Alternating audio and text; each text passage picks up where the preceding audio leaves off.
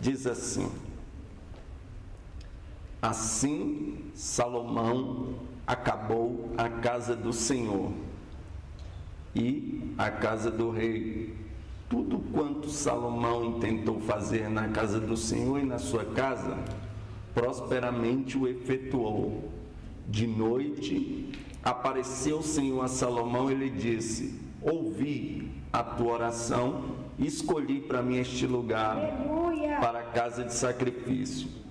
Se eu fechar os céus de modo que não haja chuva, ou se ordenar aos gafanhotos que consumam a terra, ou se enviar a peste entre o meu povo, se o meu povo, que se chama pelo meu nome, se humilhar e orar, e me buscar, e se converter dos maus caminhos, então eu ouvirei dos céus, perdoarei o seu pecado e sararei a sua terra. Versículo 13 diz assim: se eu fechar os céus de modo que não haja chuva, e ordenar gafanhotos que consumam a terra, ou enviar a peste entre o meu povo. Amém? Você que pode, se assente. Você que está aí na sua casa, se assente também, ou permaneça sentado como você está. Irmãos, estamos diante de um texto bíblico muito interessante, que fala muito conosco nos dias de hoje, porque Deus, ele aparece a Salomão logo depois de Salomão cumprir alguns desígnios. É do conhecimento de todos que Davi queria construir um templo para Deus em sua época, e Deus não deixou, porque as mãos de Davi eram sujas de sangue. Davi comete um pecado de adultério, e Davi tenta disfarçar o seu pecado matando o esposo da mulher e casando com ela. Mas Deus, sendo conhecedor de todas as coisas, envia Natã para o repreender. Todo mundo conhece a história. E um dia Davi chama o profeta Natã e diz: olha, Natã, eu quero construir uma casa para o meu Deus, um palácio para o meu Deus. E Natã disse: boa é esta palavra. Só que quando Natã saiu, Deus disse a Natã: volte lá e diga a Davi que ele não vai construir templo, coisa nenhuma, porque as mãos dele são sujas de sangue. Nem toda boa intenção é aprovada por Deus. A intenção era boa, era louvável Davi construir uma casa para Deus, mas Deus não quer. Então tem boas intenções que Deus não vai aprovar, e assim acontece. Mas Deus diz a Davi através de Natã: não fique triste, porque o teu filho Salomão construirá um templo no seu lugar. Ele vai reinar e vai construir. E o tempo passa, Salomão assume o reinado.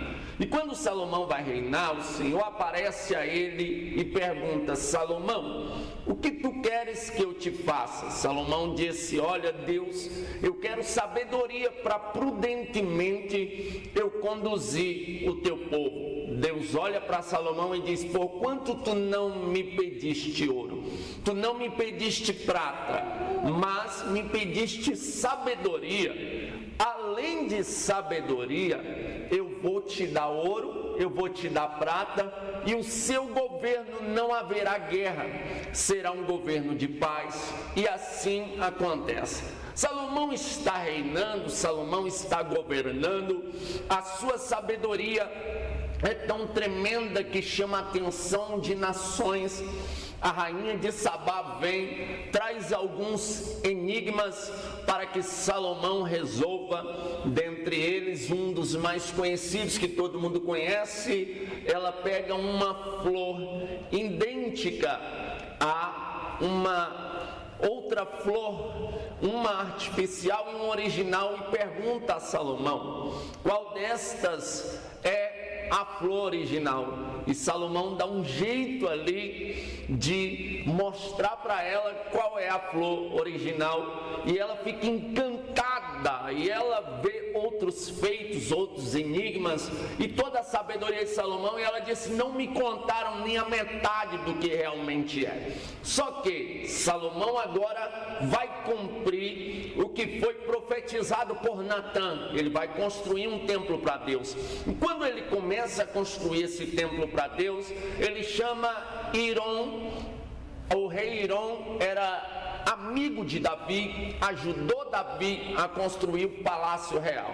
Então ele envia cartas a Hiram pedindo ajuda para que construa também ali o palácio para Deus. Hiram disse: se é filho de Davi, Davi era meu amigo, também Salomão é meu amigo, e eu vou sim ajudar. E Hiram manda Hiram-Abe. Hiram-Abe era especialista em madeiras, em fundir metais e essas coisas. Vem Hiram-Abe, ajunta o povo, começa a ofertar. O povo oferta tanto, mas tanto, que Salomão tem que mandar parar a oferta. Eu vou profetizar que o Brasil vai viver um tempo de prosperidade tão grande, mas tão grande, que os pastores vão ter que mandar o povo parar de ofertar, porque vai vir muita prosperidade para alcançar as nossas nações, o nosso povo, as famílias e em especial quem de fato necessita. E Salomão agora começa a construção do templo. Ela dura 7 anos, são 7 anos de construção, mas Salomão capricha. O templo fica pronto. Quando o templo fica pronto, os levitas, Asaf e os demais, e também 120 sacerdotes que estavam ali preparados para oferecer sacrifício diante de todo Israel, estão ali. Começa ali os dias da festa de inauguração, porque são 7. No primeiro dia, quando Salomão termina de fazer ali uma oração, a glória de Deus é tão forte no ambiente que os sacerdotes não conseguem ministrar. Passa-se mais dias de festa, Deus já se apresenta no primeiro dia de festa. Agora os músicos vão cantar. Eu não sei se foi no segundo dia, no terceiro, no quarto, no quinto, no sexto. Eu sei que os músicos vão cantar. São estes, Asaf, Gedutum e outros que estavam ali prontos para ministrarem o louvor. Quando esses músicos começam a ministrar, a glória de Deus é tanta, mas é tanta, que os sacerdotes agora, além de não conseguirem ministrar, nenhum aguenta ficar em pé. Começa a cair, os sacerdotes vão caindo tudo no chão de tamanha glória. Ou seja, o céu estava literalmente aberto diante daquela obra. Aleluias! Oh, coisa boa é quando o templo, aleluias, não é só de enfeite. Oh, coisa boa é quando o templo não é só um templo onde se fala de Deus, aonde se prega Deus, ou a palavra de Deus, ou aonde se canta louvores a Deus. Oh, coisa boa é quando Deus se faz presente no templo. Oh, coisa boa é quando o céu está aberto no templo. E de fato o céu estava aberto ali. As manifestações de Deus são notórias. Os sacerdotes não conseguiam entrar para ministrar. Os sacerdotes não... Daqui eu já tiro um gancho.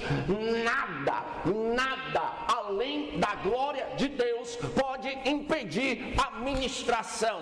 Se alguém tem profecia, espere a palavra ser pregada para depois entregar a profecia. Se alguém tem um louvor, espere a palavra ser pregada para depois entregar o louvor. Se alguém tem salmo, se alguém tem sonho, se alguém tem visão, se alguém tem revelação, nada pode impedir o momento da ministração, a não não ser a glória de Deus. Quando a glória de Deus desce, até os sacerdotes não conseguiam ministrar. Então nada além da glória pode impedir a palavra, até porque a palavra que liberta, é a palavra que cura, é a palavra que transforma, é a palavra que opera, é a palavra que age. Pelo poder da palavra, hoje Deus fará sinais, prodígios e maravilhas. Aleluia, louvado seja Deus.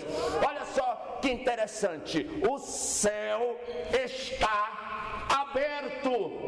Depois que Salomão constrói o templo, depois que Salomão inaugura o templo, o céu está aberto. Aleluia. E depois que Salomão termina, faz a festa de 7 dias, está tudo ok.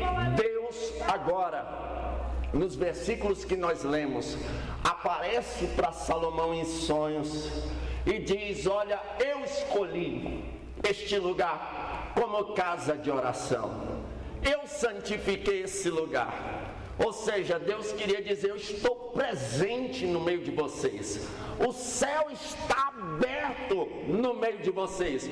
Mas no versículo 13, Deus vai dar uma advertência. O Deus que abriu o céu agora vai dizer: se eu fechar o céu de modo que não caia chuva sobre a terra, ou se eu enviar gafanhotos sobre a terra para que consuma, ou se eu enviar a peste sobre a terra, se o meu povo, que se chama pelo meu nome, se humilhar e orar e me buscar e se converter dos maus caminhos, então ouvirei dos céus, perdoarei os seus pecados e sararei a sua terra.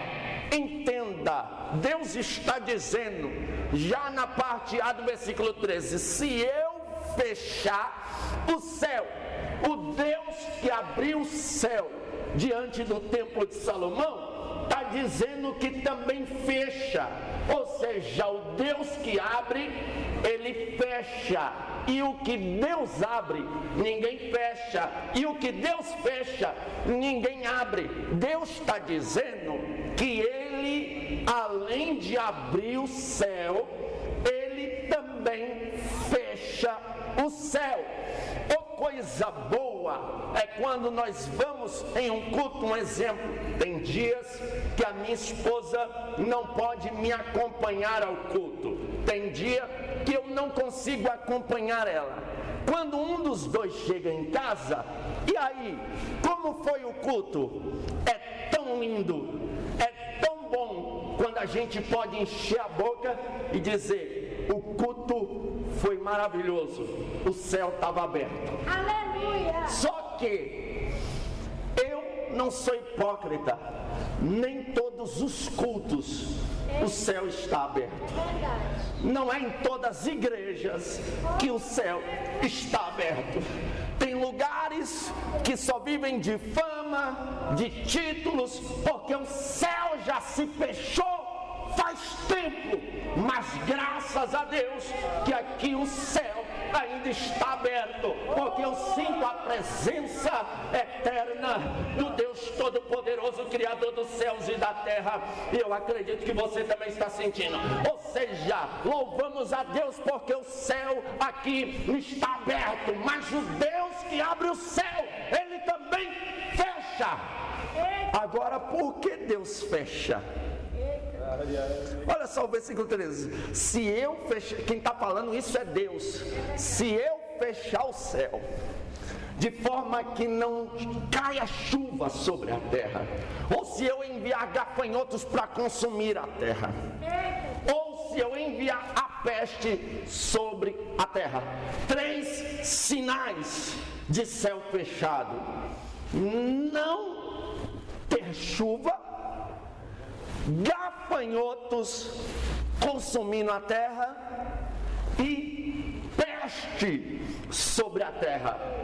3 sinais de céu fechado.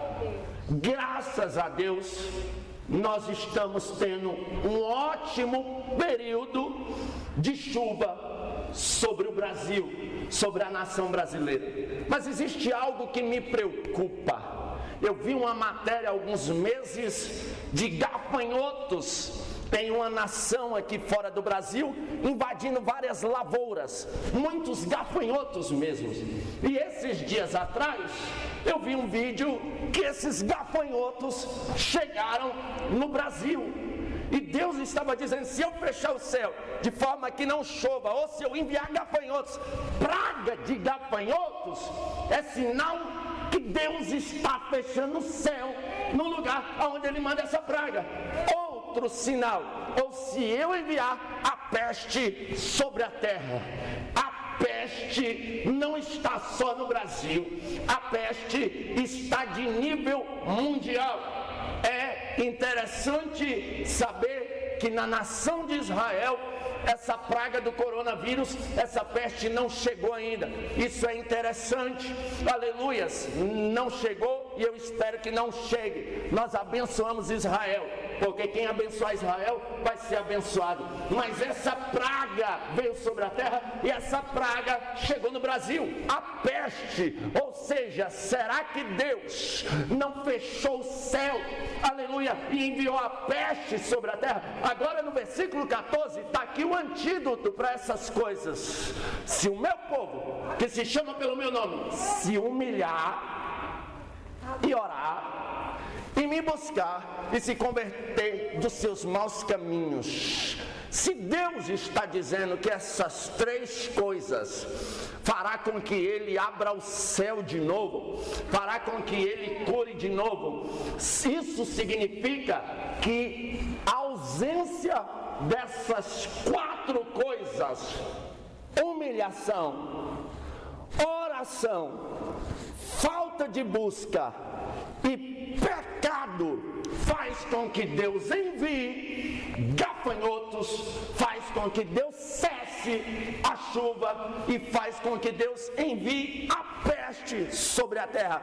Só que não é qualquer povo. Deus está dizendo: se o meu povo, que se chama pelo meu nome, ou seja, se a falta de humilhação entrar no meio do povo de Deus, se a falta de oração entrar no meio do povo de Deus, se a falta de busca entrar no meio do povo de Deus, e se o pecado entrar no meio do povo de Deus, não é no mundo, isso aí já é normal no mundo, isso aí é no meio do povo que chama pelo nome dele. É por isso que Deus está enviando a peste sobre a terra, por causa da falta de humilhação no meio das igrejas, por causa da falta de oração no meio das igrejas, por falta, aleluia, louvado seja Deus, da busca incessante por Ele no meio das igrejas e por causa do pecado no meio das igrejas. Irmãos,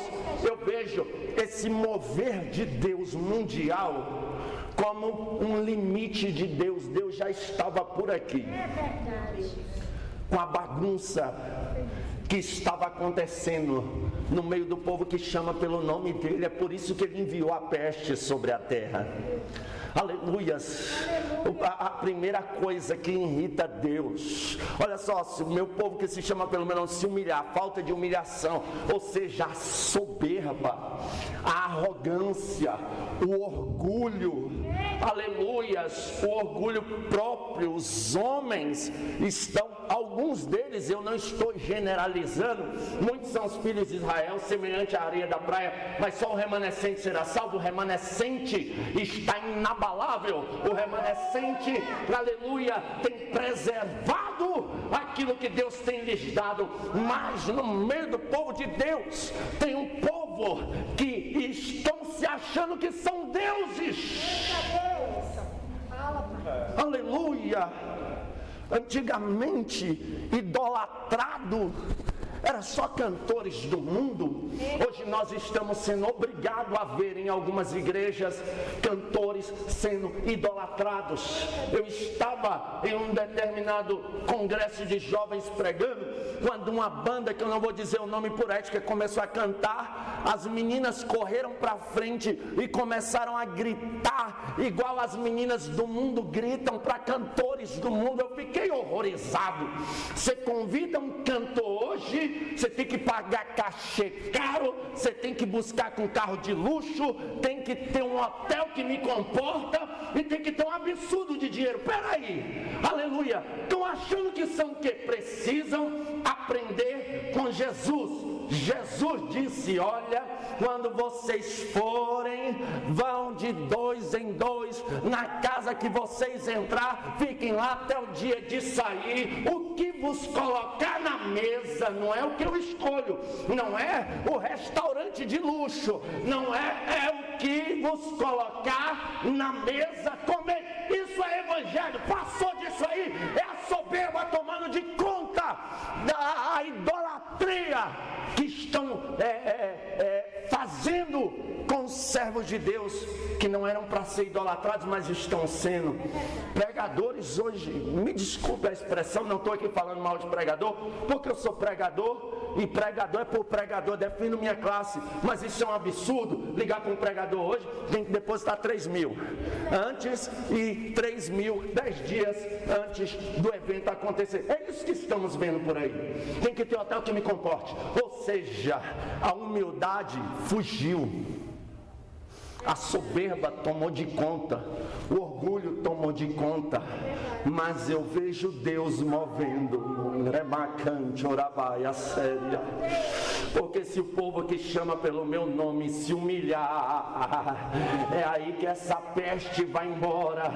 E graças a Deus que a igreja já está se humilhando, a igreja está acordando, a igreja está despertando. Não tem mais vez para artista gospel, a palhaçada gospel vai acabar, porque Deus está sacudindo a igreja brasileira. Só os verdadeiros ficarão. Quem acredita, adora a Jesus Cristo. Olha só, a soberba, o orgulho, ou seja, se o meu povo sempre se humilhar. Outro fator, orar. A falta da oração. Aleluias. Nós vamos em cultos de domingo, igreja cheia. Culto de oração, 2 pessoas. Foi irritando Deus, irmãos, isso. Foi irritando Deus. Mas eu estou tão feliz. Foi só Deus enviar a peste. A gente tem visto crente orando, policial orando, presidente da república orando, deputado orando, senador orando. Aleluia, tá todo mundo orando. Até quem não tem o costume de orar tá orando. Aleluia, se o povo que se chama pelo meu nome se humilhar e orar, a oração tá voltando. Entenda uma coisa, irmãos, eu falei algo sério aqui que está acontecendo, mas eu vou dizer algo mais sério aqui. Você acha que Deus não está ouvindo a oração da igreja? Está enganado. A igreja está orando, o mundo está orando, tem muito crente orando. Essa oração parece que não, mas ela está mexendo no céu. Essa oração parece que não, mas ela está movimentando o céu. Deus vai descer a qualquer momento, essa praga vai cair por terra e o nome dele será glorificado, porque Deus, ele ouve a oração.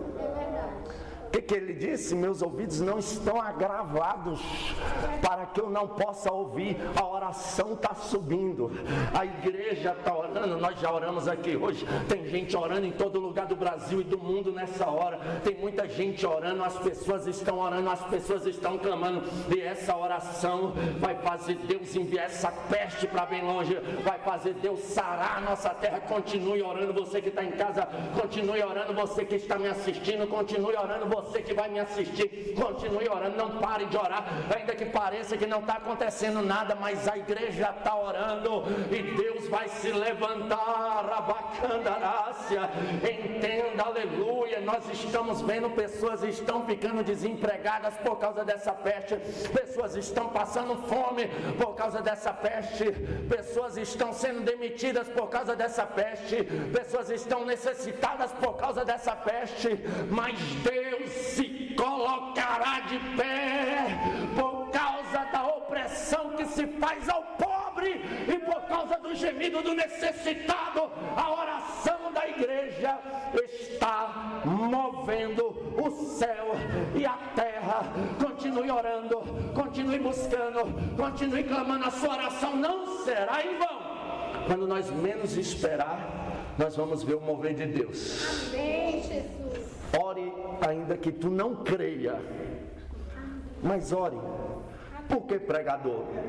Porque a igreja, quando mataram Tiago a fio de espada e prenderam Pedro para matar depois, a lógica era, se Deus não livrou Tiago, Deus não vai livrar Pedro. Mas a Bíblia diz que a igreja começou a orar. Oh, aleluia. Só que tinha muita gente orando, mas não acreditava. Mas estava orando. Aí o anjo apareceu, arrancou Pedro da prisão. Como assim eles não acreditavam, pregador? Quando Pedro bateu lá, que a menina chamada Rod abriu, ela disse, gente, é Pedro. Ela correu e disse para a igreja, Pedro está aqui. O pessoal falou, você está ficando doida? Ou seja, eles estavam orando, mas não estavam crendo. Continue orando, ainda que tu não esteja crendo, mas continue orando, porque a oração está movendo o céu. Outra coisa, se o meu povo se chama não se humilhar, orar e me buscar, aleluias, louvado seja Deus. A busca por Deus, ela está quase cessando. Como assim, pregador? Buscai ao Senhor enquanto se pode achar. Você que me ouve hoje, talvez você está afastado dos caminhos do Senhor. Deus está movendo o mundo, talvez para te dar uma oportunidade de voltar a buscá-lo hoje. Aleluia. Nação brasileira, povos, tribos, nações, você do mundo inteiro, vamos buscar a Deus enquanto nós podemos achar. Aleluia. A cura para Deus enviar essa peste para bem longe, para Deus sarar o mundo, ainda é se humilhar, orar, buscar e outra, se converter dos maus caminhos. Ou seja, o pecado faz com que Deus envie a peste sobre a terra. Hoje está até complicado, porque se a gente fala contra o pecado hoje, a gente não ama.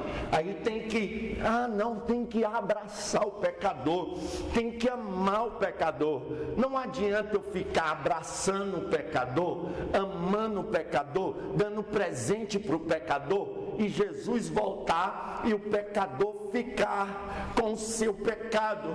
Se eu amo de fato o pecador, eu tenho que dizer para ele que mentira é pecado, que fofoca é pecado, que sensualidade é pecado, que inveja é pecado, que adultério é pecado, que toda sorte de imoralidade é pecado, que pornografia é pecado, que homossexualismo é pecado, roubo é pecado, assalto é pecado, assassinato é pecado. E essas coisas faz com que Deus se ire contra o povo. Deus não exterminou ainda o povo da face da terra por causa do sacrifício que Jesus fez na cruz. Porque por bem menos Deus destruiu Sodoma e Gomorra. Por bem menos Deus mandou o dilúvio sobre a terra. A imoralidade, o pecado no meio do povo que chama pelo nome dele, irmãos, Deus está irritado. Nós não temos nada, como igreja, não temos nada contra os homossexuais, pelo contrário, nós os amamos. Não temos nada contra as lésbicas, nós as amamos e estamos aqui pregando um evangelho que liberta o homossexual, que liberta a lésbica. Agora o problema é que Deus está ficando irritado com o avanço do homossexualismo, do lesbianismo no meio do povo de Deus. Outra coisa, a Bíblia diz que Deus odeia o divórcio. Aleluia. A quantidade de divórcio no meio do povo de Deus tem irritado Deus. A Bíblia diz que Deus odeia o divórcio. Se João Batista fosse vivo hoje, o ministério dele duraria bem menos do que durou em sua época. Por que, pregador? Porque o que tem de gente que João ia apontar o dedo e dizer: não é lícito possuir a mulher do seu irmão, não é lícito possuir o esposo da sua irmã, porque hoje, se a mulher engordar um pouquinho, não quero mais, vou arrumar uma novinha bonitinha. Hoje, se o varão ficar um pouquinho careca, ou se a barriga crescer, não quero mais, vou arrumar um bombadão da academia para mim. É isso que está acontecendo em muitas igrejas. Pastores que depois que alcançaram fama, líderes, pregadores que depois que alcançaram status, não quero mais a minha mulher, está feia, vou arrumar outra. Aí troca de mulher igual troca de roupa. Mas os adúlteros não herdarão o reino de Deus. Aleluia. Quem casa com um divorciado comete adultério com ele. Quem casa com a divorciada comete adultério com ela. É a Bíblia. É claro que não posso pôr um jugo em você que nem eu dou conta de carregar. Se houver traição, há então uma brecha para separação, mas ainda assim é melhor que se perdoe, porque nós temos o Espírito Santo, e o Espírito Santo dá a capacidade para quem adulterou se arrepender e chorar amargamente, e dá capacidade para quem sofreu a traição de também perdoar a pessoa que está arrependida. Então é melhor que se arrependa, mas o bom mesmo é que não haja pecado de morte no meio do povo. João disse: filhinho, essas coisas vos escrevo para que não pequeis, mas se pecar, temos no céu um advogado, Jesus Cristo, o justo. Agora, irmãos, aleluias, cuidado, jovem que me assiste, moça, rapaz, entenda uma coisa: esse negócio de eu vou casar no civil, se civil eu continuo, se não civil eu largo. Isso está errado.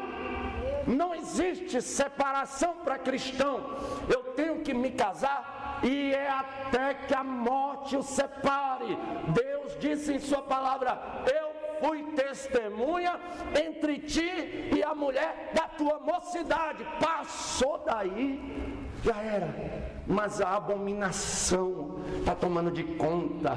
A internet é boa para fazermos live aqui, para fazermos culto, para colocarmos louvores, mas se ela tiver um mau uso, ela pode destruir famílias, ela pode destruir lares. Mas nesta noite eu quero chamar a nação brasileira, eu quero chamar o mundo para a gente se humilhar, para a gente orar, para a gente buscar a face do Senhor, e para nós abandonarmos o pecado. Larga o pecado. Olha os escândalos que nós estamos vendo aí, olha o tanto de pessoas que não valorizam mais seus ministérios, suas famílias estão se entregando ao pecado. Não se entregue ao pecado. Aleluia. Mas eu estou sendo fortemente tentado. Procure um líder espiritual. É melhor você confessar o desejo do que confessar o pecado. Aleluias. Converse com um amigo, converse com a mãe, com o pai, com o pastor. Se abra, mas não ceda à tentação. É melhor você perder o emprego do que perder a família. Está sendo tentado lá, não está aguentando, pede conta. Ah, mas e aí quem vai pagar as contas da casa? Eu nunca vi desamparado um justo e nem a sua descendência a mendigar o pão. Deus cuida da igreja. Nenhum sucesso financeiro compensa o fracasso familiar, e o pecado é a maior causa de destruição familiar. O jovem entra nas drogas, no erro, a moça entra no mundo de pecado e são destruídos por essas pragas. Mas eu profetizo que assim como Jesus me salvou, Ele vai salvar essa geração perdida. Ei, eu era um pecador, andava sem Jesus, como diz o hino 171 da harpa, mas eu encontrei com o meu Jesus há 14 anos atrás. Ele é perdoador, Ele muda, Ele reintegra no meio da sociedade, Ele dá família, a mandarácia. E por que não dizer que Ele arranca do muturo? Aleluia. Ergue o necessitado e o faz assentar entre os príncipes. Eu sou prova viva disso. Então entenda, para Deus sarar o Brasil, nós temos que nos humilhar nós temos que orar, nós temos que buscar ao Senhor e nós temos que nos converter dos maus caminhos. Então teremos chuva, teremos uma lavoura abençoada. E o Brasil, escute isso aqui, eu vou falar de forma profética aqui. Aleluia. A economia do Brasil não vai quebrar. Engana-se quem falou por boca do diabo que a economia no Brasil vai quebrar. Ela não vai. O Brasil, aleluia, tem uma geração de José que, independente das calúnias, estão firmes. Tem uma geração de José que sofreu por amor à sua fé, para honrar o seu Deus. Tem gente sofrendo por amor ao seu Deus, mas essa geração de José vai ser chamada a qualquer momento, e é essa geração que Deus vai usar para abrir os celeiros. Não há no mundo, escute isso, não há no mundo tantas lavouras igual tem no Brasil, não há no mundo uma agronomia igual no Brasil. Pensam eles, aleluias, que é a ciência que vai dominar o mundo. Não é, porque ninguém vive de ciência. Precisamos nos alimentar. O Brasil suprirá a necessidade do mundo. Eu profetizo, o Brasil será um dos países mais prósperos, aleluia, em nome de Jesus. Louvado seja o nome do Senhor dos Exércitos. O Brasil será uma bênção para as nações, porque tem um povo aqui que chama pelo nome dele, que está se humilhando e orando e se convertendo dos maus caminhos. Feche os seus olhos. Aleluia. Eu quero orar por você. Eu quero orar pela nossa nação. Aleluia. Eu quero orar pelo mundo. Glória a Deus. Ore comigo. Deus, Pai, que haja, Papai, em nosso território a chuva temporã, seródia, no seu tempo certo, Pai. Deus, que os gafanhotos não destruam as nossas lavouras.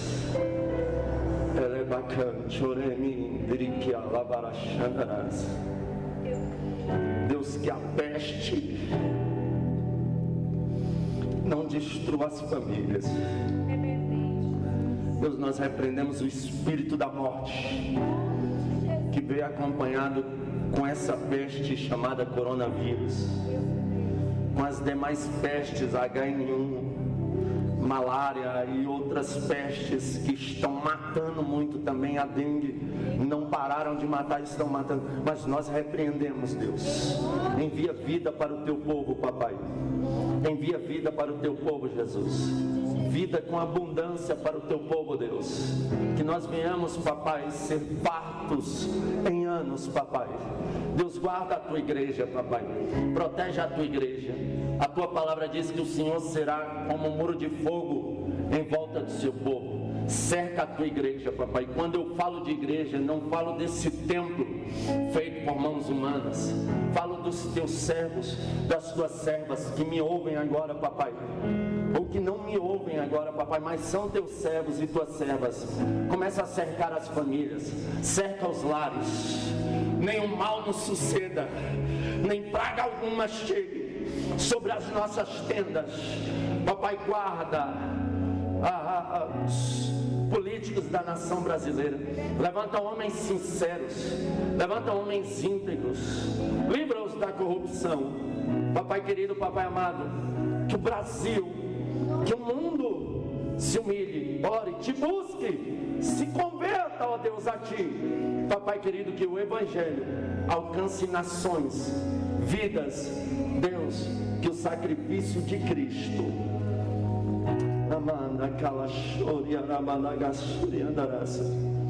tenha sentido na vida do perdido, ó Pai. Em nome de Jesus, canta, homem de Deus. Aleluia.